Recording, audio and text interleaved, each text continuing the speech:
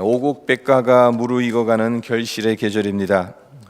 오늘 우리는 추수감사주일로 하나님께 감사의 예배를 드리고 있는데요. 이제껏 우리가 살아오면서 필요했던 것들을 공급해 주신 하나님의 은혜에 감사를 드리는 시간이 되었으면 합니다. 네, 하나님은 여기까지 올 수 있도록 인자하심을 따라 우리를 인도하신 에벤에셀의 하나님이십니다. 오늘 함께 읽은 본문 말씀 사무엘상 7장 에벤에셀의 은혜. 두 해 전에 창립 5주년 예배를 드렸을 때도 이 본문 말씀 가지고 설교를 드렸었고, 또 송구영신 예배 때도 이 말씀을 드린 기억이 나는데, 오늘은 감사라는 이 주제에 포커스를 두고 오늘 본문 말씀을 살펴보고자 합니다. 사무엘과 이스라엘 백성들은 하나님께 감사를 드렸습니다. 그리고 그 결과 놀라운 평화를 경험하게 됩니다. 이것이 에벤에셀에서 있었던 하나님의 은혜라는 겁니다. 12절을 보십시오. 사무엘이 돌을 취하여 미스바와 센 사이에 세워 이르되 여호와께서 여기까지 우리를 도우셨도다 하고 그 이름을 에벤에셀이라 하니라. 사무엘과 이스라엘 백성들은 먼저 여기까지 오게 된 것이 하나님의 도우심의 결과라고 고백하며 감사의 제단을 쌓고 그 이름을 에벤에셀이라고 부르고 있습니다. 그런데 그들에게 어떤 일이 있었길래 이런 고백을 드리고 있는 것입니까? 당시 이스라엘은 블레셋과 적대 관계에 있었어요. 안타깝게도 블레셋의 군대가 이스라엘 군대보다 훨씬 더 강했습니다. 그래서 엘리 제사장 때에 이스라엘이 블레셋과의 전쟁에서 참패를 당하게 되죠. 이때 법궤도 뺏기게 되고 또한 무장 해제까지 당하게 돼요. 근데 그 궁극적인 이유가 이스라엘의 불신앙으로 하나님의 영광이 떠났기 때문이기는 합니다만은, 군사적인 차원에서 보면 이스라엘이 블레셋에게 참패를 당한 것은 너무나도 당연한 거예요. 그러니까 군사력에서 도저히 상대가 안 되니까. 어쨌든 그로 인해서 말씀드렸다시피 이스라엘은 하나님의 임재를 상징하는 법궤를 빼앗겼을 뿐만 아니라 무장 해제까지 당하는 굴욕을 겪게 됩니다. 어느 정도로까지 무장 해제를 당했는가 하면요, 칼이나 창 같은 무기를 만들지 못하게 하기 위해서 블레셋 사람들이 이스라엘 땅에 대장간을 두는 것조차 금지시켰습니다. 그래서 이스라엘 백성들이 농사를 짓다가 낫이 부러진다든지 쟁기가 망가진다든지 하면 자기들 땅에서는 고치지 못하는 겁니다. 대장간이 없으니까. 방법은 딱 하나, 블레셋 땅에 가서 블레셋 사람들이 운영하는 대장간에서 고쳐야 되는 거예요. 그런데 생각해 보십시오. 블레셋 사람들이 운영하는 대장간에 가서 고치는 것이 말처럼 쉽겠습니까? 블레셋 사람들이 순순히 고쳐주었겠냐는 거예요. 무시하고 조롱했을 것이 뻔한데 얼마나 자존심 상하는 일이겠습니까? 얼마나 모욕과 수치를 당하는 것이겠어요. 이것이 이스라엘이 처했던 상황인 겁니다. 무기를 보유하는 것은 고사하고 농기구도 블레셋의 도움을 받아야 고칠 수 있었으니 블레셋이 빼앗아가면 빼앗기고 괴롭히면 괴롭힘을 당해야만 하는 처지였어요. 이런 상황인데 블레셋이 대규모 군대를 동원해서 또다시 이스라엘을 공격해 옵니다. 이스라엘 백성들로서는 속수무책입니다. 어떻게 대항해 볼 힘도 없습니다. 그나마 다행인 것은 이스라엘 백성들이 사무엘 선지자의 인도에 따라 미스바에 함께 모여서 그동안 범했던 자기들의 죄를 하나님께 회개하고 있었다는 겁니다. 그리고 사무엘에게 우리를 위해 기도해달라는 부탁을 했다는 겁니다. 사무엘의 이스라엘 백성들의 이 부탁을 듣고 이스라엘 백성들을 위해서 하나님께 중보의 기도를 드리죠. 그리고 하나님은 사무엘의 기도를 들으시고 응답하십니다. 블레셋 진영에 큰 우레를 보내셔서 그들을 혼란스럽게 만드시고 이스라엘 앞에서 패주하게 만드셨어요. 현실적으로는 불가능한 일이 일어난 겁니다. 칼과 창으로 무장한 블레셋 군대가 농기구 들고 나온 이스라엘 백성들 앞에서 두려움에 사로잡혀 도망을 갔으니까요. 기적이라고 밖에는 달리 설명할 길이 없습니다. 기도했더니 하나님께서 기적으로 응답하신 거죠. 이처럼 우리에게도 인생의 난제에 직면하게 된다면 기도하시기 바랍니다. 어려운 문제, 고통스러운 상황에 부딪힌다면 반드시 기도하셔야 돼요. 하나님은 우리가 할 수 없는 일들도 능히 하실 수 있는 전능하신 하나님이십니다. 전심으로 기도하면 하나님께서 도와주십니다. 하나님께서 기도하는 사무엘과 이스라엘을 도우셨습니다. 그것은 무엇을 의미하는가 하면 문제거리였던 블레셋을 친히 몰아내셨다는 겁니다. 그리고 이로 인해 사무엘과 이스라엘 백성들이 감사의 제단을 쌓고 그곳의 이름을 에벤에셀이라고 부를 수 있었던 것입니다. 에벤에셀, 하나님께서 여기까지 우리를 도우셨다라는 의미입니다. 하나님께서 도우셔서 여기까지 우리가 올 수 있었다라는 감사의 고백, 감사의 제사를 드리고 있는 것입니다. 그런데 말입니다, 이 사건이 감사의 제사를 드린 것으로 끝나지 않았다는 것을 주목했으면 합니다.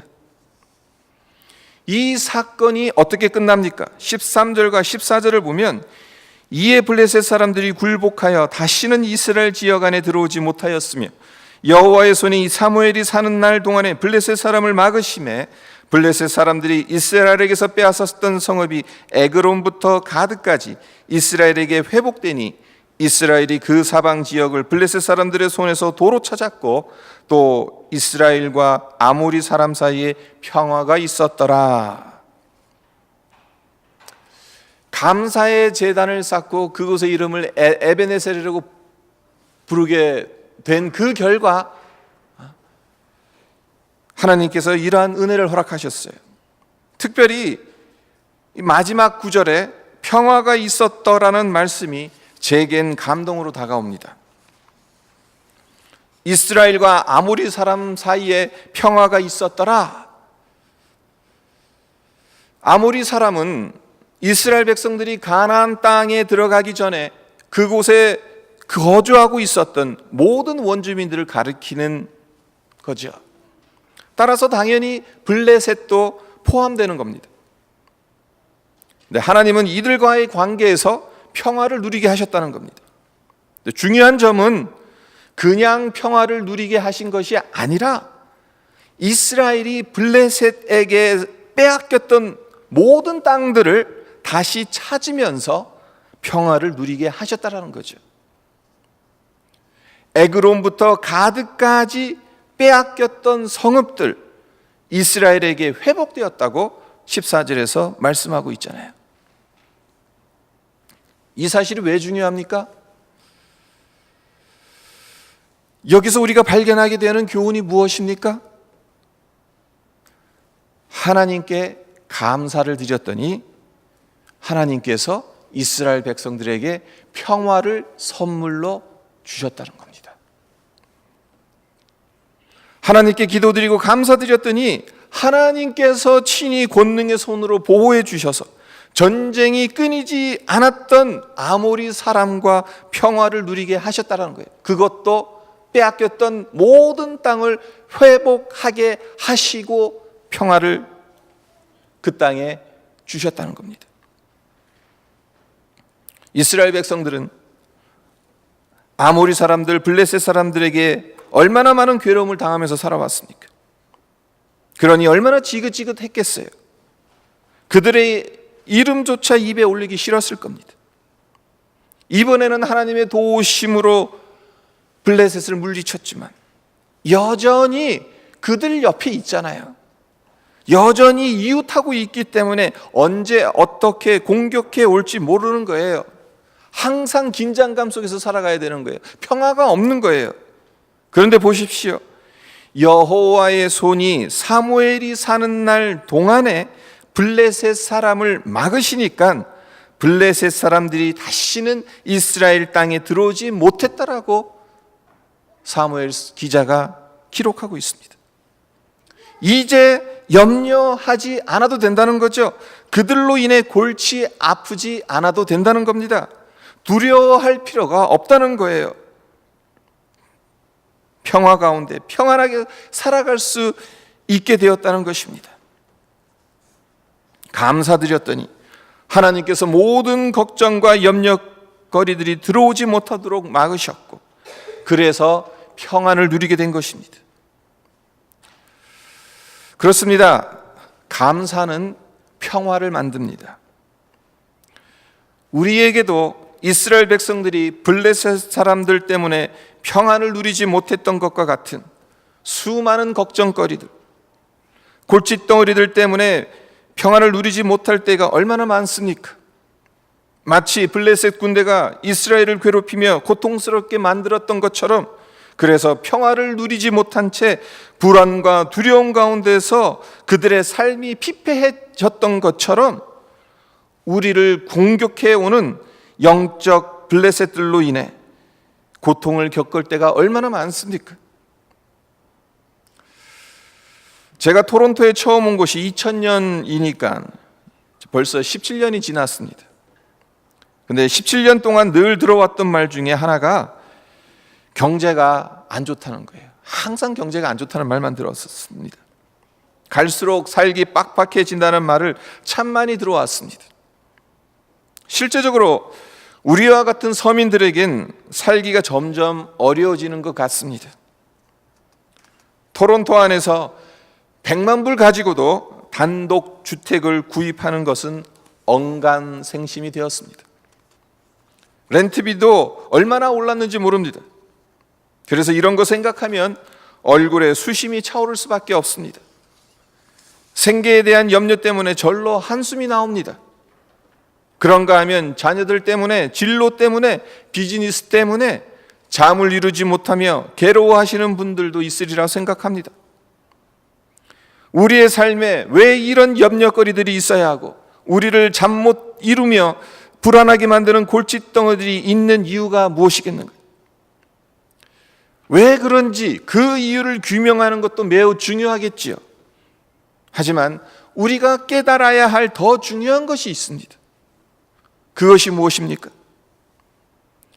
이스라엘 백성들이 평화를 누리게 된 것은 블레셋 사람들이 없어져 버렸기 때문이 아니라는 거예요. 블레셋 사람들, 아모리 사람들이 하나도 없이 다 사라져 버렸기 때문에 이스라엘 땅이 평화스러워진 것이 아니라는 겁니다.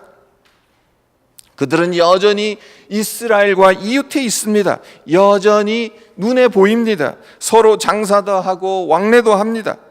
이전과 달라진 것이 거의 없습니다. 그런데도 이후로부터는 이스라엘 백성들이 불안해거나 걱정하지 않아도 되는 겁니다. 도리어 평화를 누릴 수 있는 겁니다. 왜 그렇습니까? 하나님께서 지켜주셨기 때문에 이런 평화를 누릴 수 있었던 것입니다. 한마디로 걱정거리가 되지 않게 만드신 것입니다. 그렇습니다. 감사의 제단을 쌓았더니 하나님께서 이전에는 염려거리였던 그것을 더 이상 염려거리가 되지 않도록 지켜주셨어요. 근심거리가 없다고 평화로운 것이 아니라는 거죠. 근심거리가 우리 곁에 있더라도 하나님께 감사의 제단을 쌓으면 하나님께서 지켜주셔서 걱정거리가 더 이상 걱정거리로 되지 않게 만들어 주신다는 겁니다. 브리티시 콜롬비아 대학에 재직 중인 돈 베이커 교수가 쓴 감사요법이라는 책이 있는데, 이 책에서 돈 베이커 교수가 어떻게 감사해야 하는지를 3가지로 말을 했어요.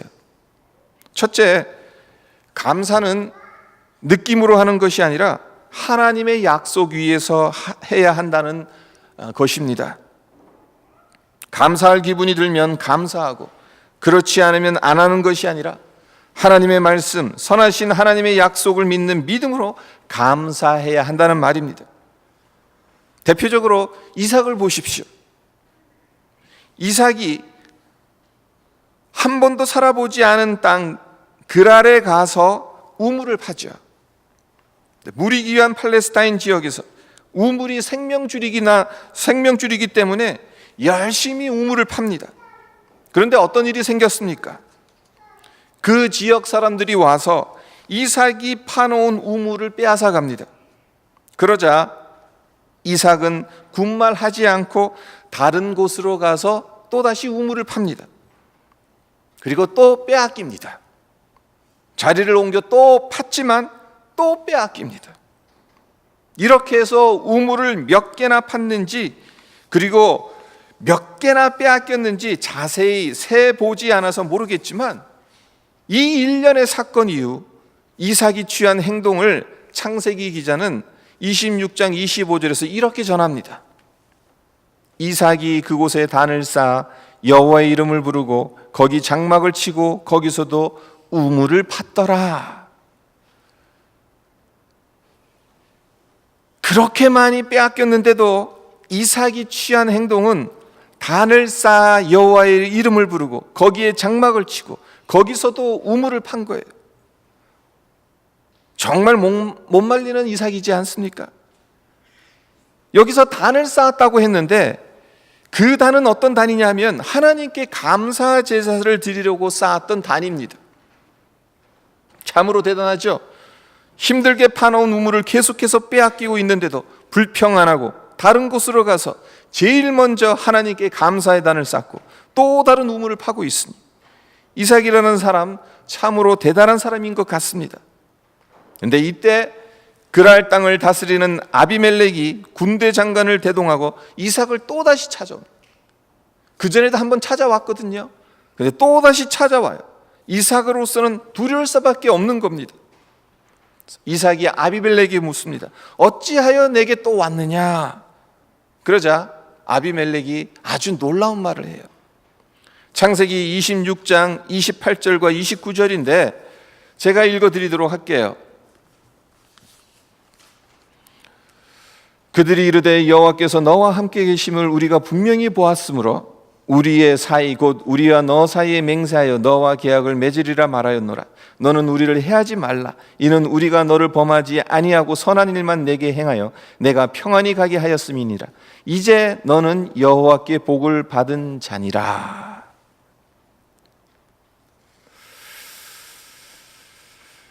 아비멜렉이 어떤 인물입니까? 그 땅을 다스리는 거의 왕이나 다름없는 사람이에요. 그런 아비멜렉이 이리 치고 저리 치고, 그래서 그럴 때마다 다른 곳으로 이동하는 정말 힘없어 보이는 이삭에게 무릎을 꿇은 거예요.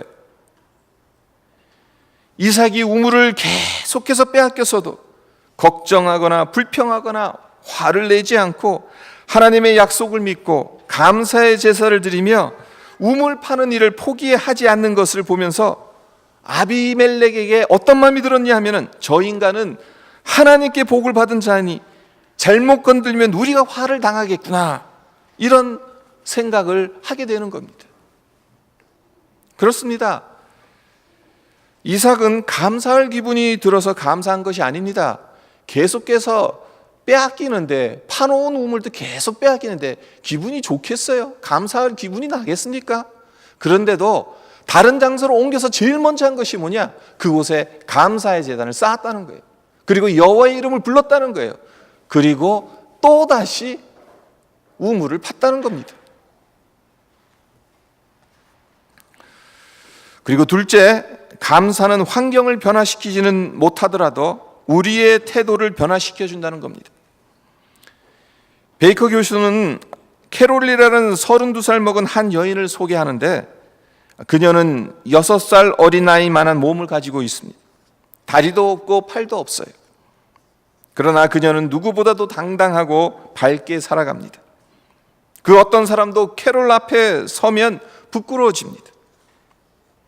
어떻게 그런 몸으로 그토록 열심히 즐겁게 살아갈 수 있는지 누군가가 묻게 되니까 캐롤이 이렇게 말합니다. 내가 이런 몸으로 태어나게 된 것, 결국 하나님께서 허용하신 것 아닙니까?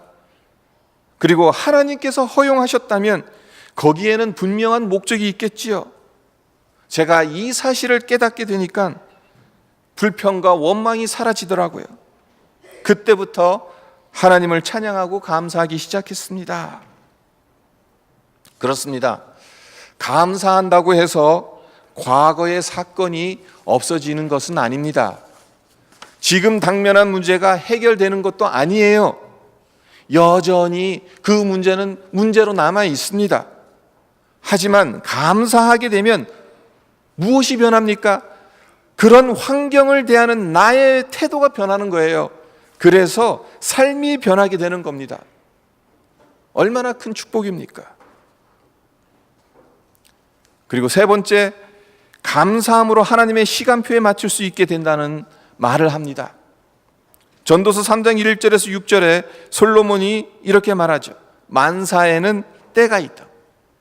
천하의 범사가 기한이 있고 모든 목적이 이룰 때가 있나니 날 때가 있고 죽을 때가 있으며 심을 때가 있고 심은 것을 뽑을 때가 있으며 죽일 때가 있고 치료시킬 때가 있으며 헐 때가 있고 세울 때가 있으며 찾을 때가 있고 잃을 때가 있으며 지킬 때가 있고 버릴 때가 있으며, 하나님께서 헐겠다고 마음 먹으시면 사람이 아무리 세우려고 해도 무너져 버립니다.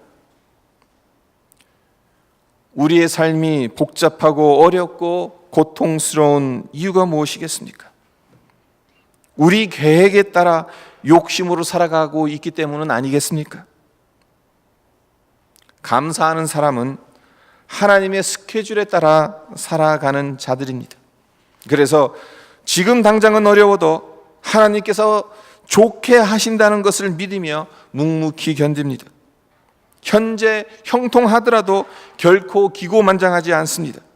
하나님께서 어렵게 하실 수도 있다는 것을 알기 때문에 겸손합니다.